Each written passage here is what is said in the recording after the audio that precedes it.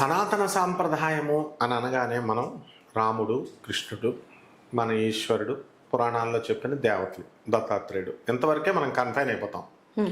మనందరం కూడా సనాతన ధర్మం పాటిస్తాం. అయితే దత్తాత్రేయుడు అవతారంగా 5వ అవతారంగా షిరిడి సాయినాథుడిని మనము చెప్పుకుంటూ వచ్చాం. అయితే ఇది ఎక్కడ సచ్చరిత్రలో, తర్వాత గురు చరిత్రలో, లేకపోతే ముఖ్యంగా శ్రీపాద వల్లభ చరిత్రలో చెప్పడం జరిగింది. శ్రీపాద వల్లభుడు మొట్టమొదటి అవతారమైనటువంటి వాడు దత్తాత్రేయుడికి. ఆయన ఆంజనేయ స్వామిని పిలిచి హిందూ ముస్లింల సమైక్యత కోసం అవతారం ఎత్తాల్సినటువంటి అవసరం వచ్చిందని చెప్పి ఆంజనేయ స్వామి వారిని అవతరించమంటాడు. అందులో క్లియర్గా చెప్పబడింది.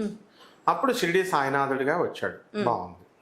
అయితే సనాతన సాంప్రదాయం కోసం పోరాడుతున్నటువంటి వాళ్ళు ఎవరైతే మన వాళ్ళు ఉన్నారో వాళ్ళు ఇది డైజెస్ట్ చేసుకోలేకపోయారు. ఏమిటిరా వీళ్ళ కోపము అంటే, ఈ సాయిబాబా ట్రస్టులు చాలా తయారైపోయినాయి. ఎవరు పడితే వాళ్ళు సాయిబాబా గుళ్ళు కట్టేయడం, ఆ గుళ్ళు కట్టేసిన వాళ్ళు పోనీ కలెక్షన్ చేసుకుంటే చేసుకున్నారు.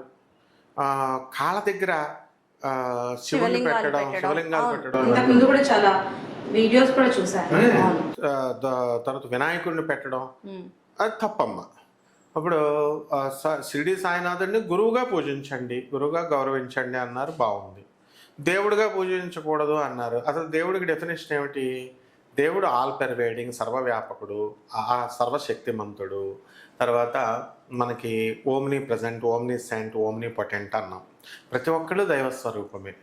ఈ ఫైటింగ్ చేసేవాళ్ళు దైవస్వరూపాలే, అందరూ దేవుళ్ళే అంశ మనం అందరం కూడా.